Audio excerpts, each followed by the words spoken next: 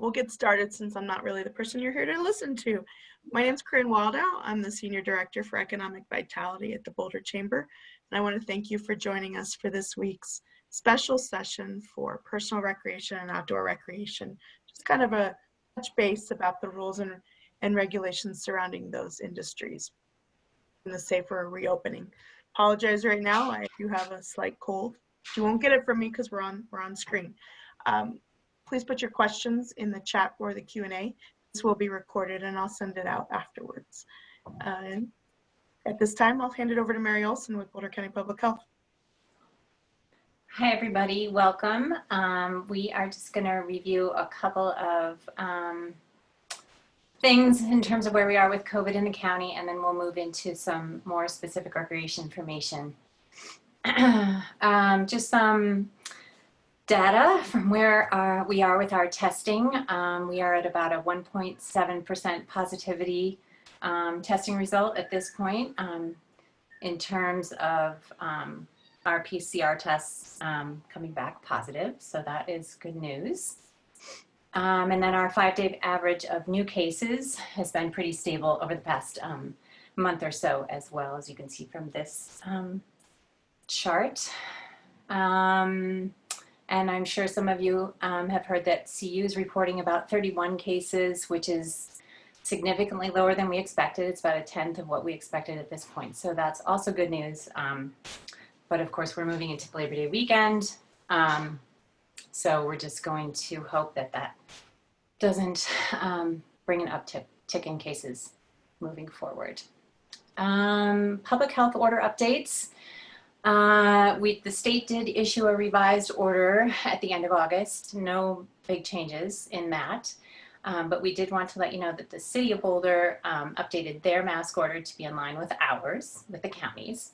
And then just a note again that the city of Louisville does require masks for those children that are older than 3, both indoors and outdoors, when social distancing can't be maintained. So as always, we just want you to check in with your local municipality to make sure that you're following whichever the strictest order that applies in the municipality that you're located in. This is the mask poster flyer that you need to post at the entry to your business for all businesses. Apologize for that.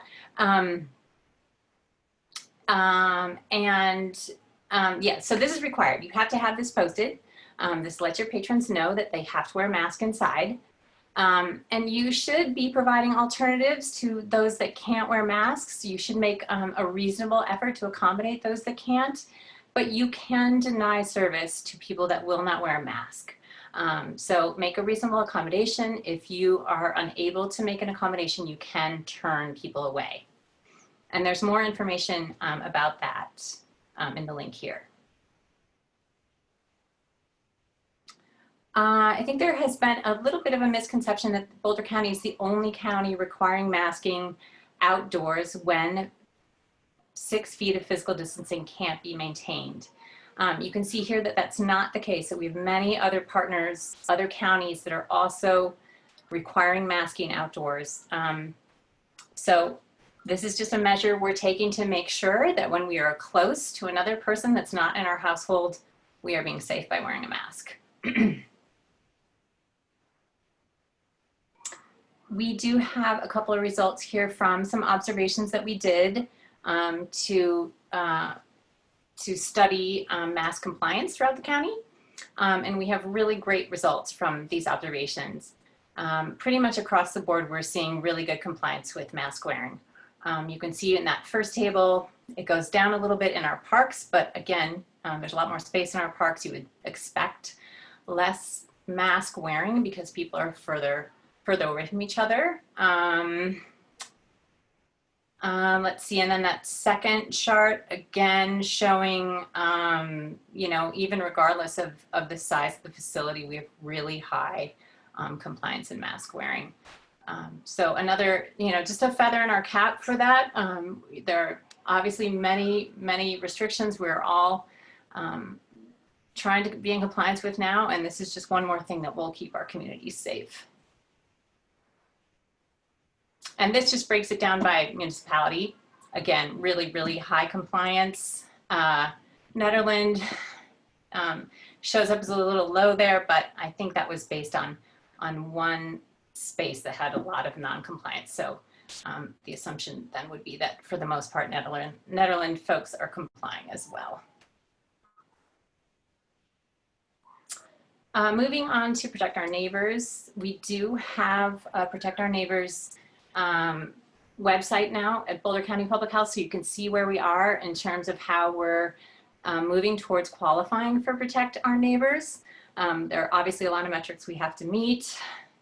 Testing, contact tracing, making sure we have plenty of bed space in our hospitals, that our case counts are going down, PPE supply is actually really high in the county right now.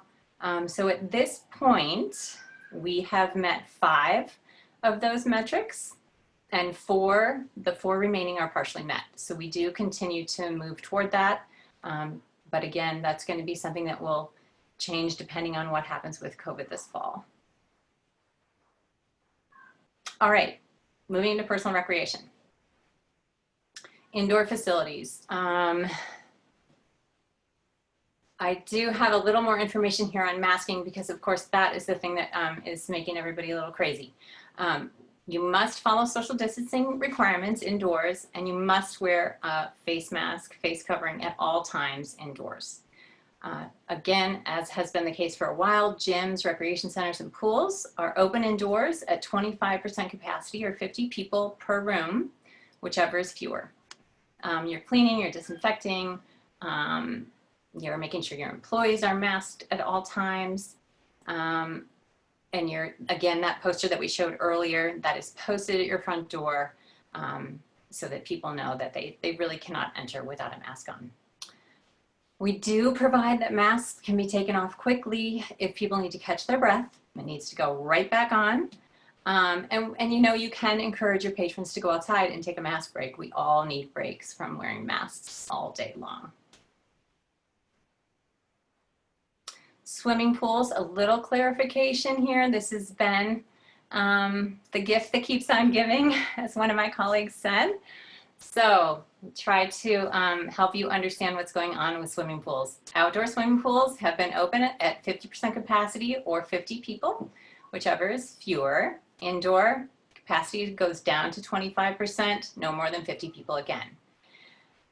Our guidance is that you need to have 1 person per lane in a recreational lap swimming situation, unless you have swimmers that are from the same household. So 1 person per lane for recreational swimming. Swim teams are different, and this is where it gets confusing. They are under the sport team guidance. They are in a cohort together. We can do contact tracing. You know, you're hopefully gauging those teams and doing COVID checks on them. And we can find all of those people. So those teams can be 25 people, up to 25 people, making sure that that pool area is big enough under our space calculator requirements. So those swimmers then are able to share lanes because they're in a cohort together.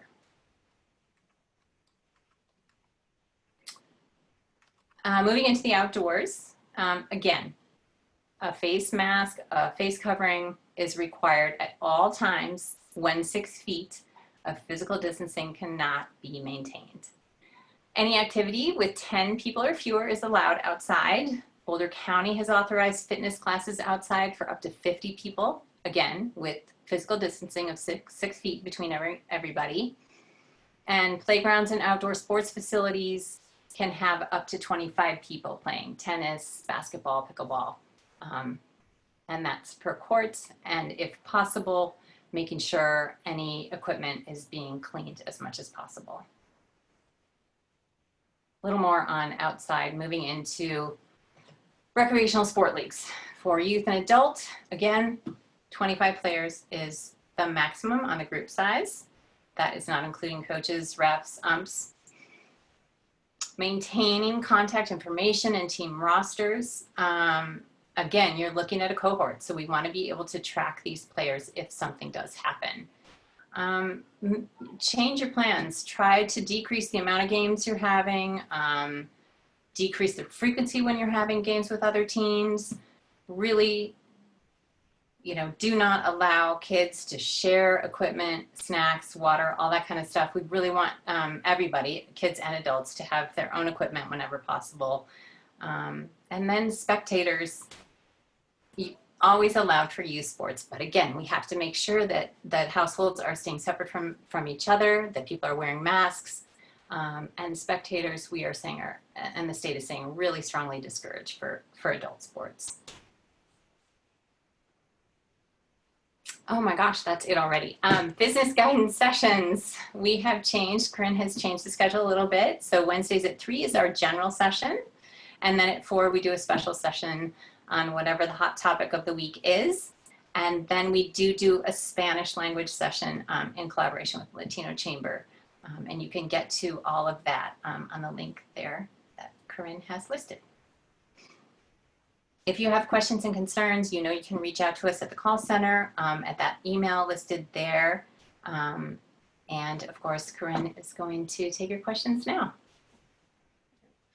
Thank you, Mary. Very clear and to the point. What are some of the hot topic questions, just off the top of your head, or what are some of the top questions you get into the call center and to you from the other recreation facilities that may be beneficial for others to hear about? I think in particular, the past 2 weeks have really been, 2 or 3 weeks have been around masking outdoors, because the state guidance is really ambiguous with outdoors when it comes to sports, that it doesn't really call that out as a requirement, but that is something we are requiring in the county when 6 feet of distancing can't be maintained. So if you're playing softball and you're out in left field, you can take your buff or your mask off or put it down. But if you're running towards first base, you have to have your mask on. So that has been a tough one for everybody, I think. Yeah, I know. We've felt it. I mean, I have a son who plays soccer, and plays, and he has to play with his mask on because soccer is a close contact sport. So, and we've had some other areas where they don't want to play games in Boulder County, but the club's been very good about communicating about it. So I appreciate that. Have you seen any best practices in sort of ventilation in facilities to help with the airflow? Are there windows? Are they opening, some of those garage doors? Again, if garage door opens, it's still an indoor facility, but what are facilities doing to help with airflow inside?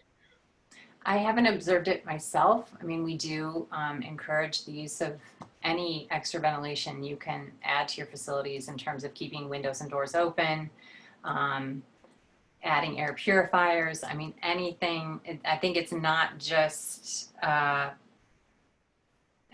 think the more people see that you're making an effort to increase that ventilation, it puts people at ease. So I don't have any specific observations that I can share.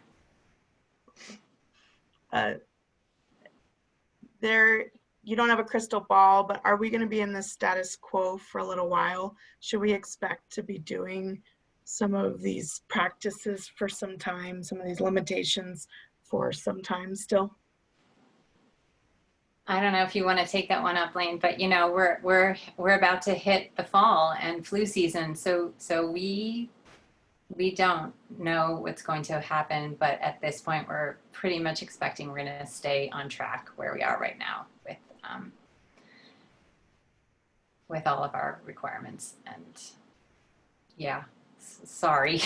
Yeah, no, I don't have a whole lot more to add, but you're right. The hope is, though, that all the precautions that we've been pushing for COVID relate to all respiratory diseases for the most part. So if people are social distancing, staying home when they're sick, wearing their masks, washing their hands, those all help prevent flu as well. So those are important precautions, but we're expecting to be in some form of of these kind of precautions still for quite a long time, because we're still a ways out from seeing a vaccine that's effective and widely marketed.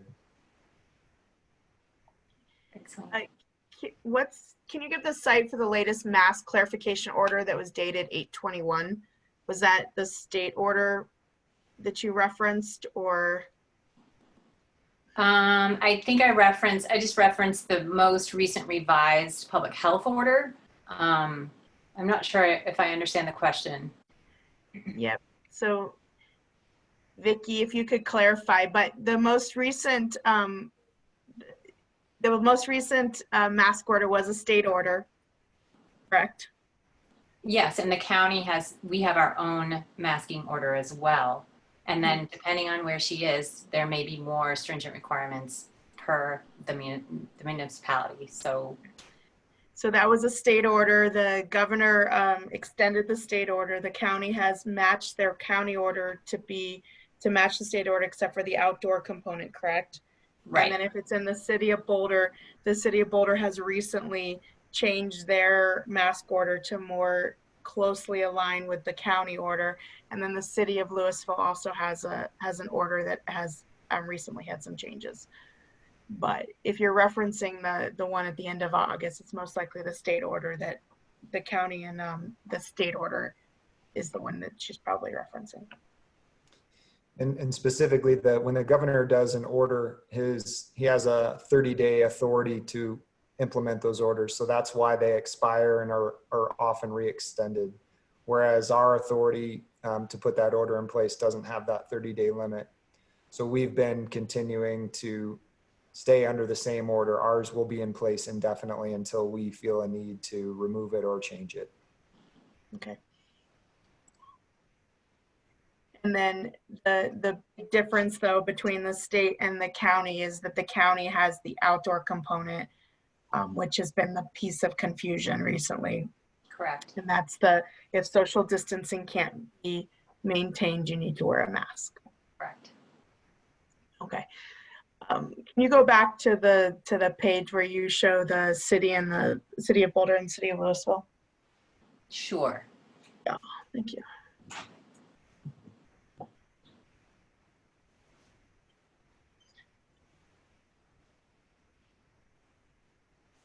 Those are great results. I'm going to send those out this week. The results of what's actually happening, the people wearing masks, and Oops. that's all right. All right, guys. Just go through that way. There you go. So recently, and I will send this out, the city of Boulder has updated their mask order to be in alignment with Boulder County Public Health.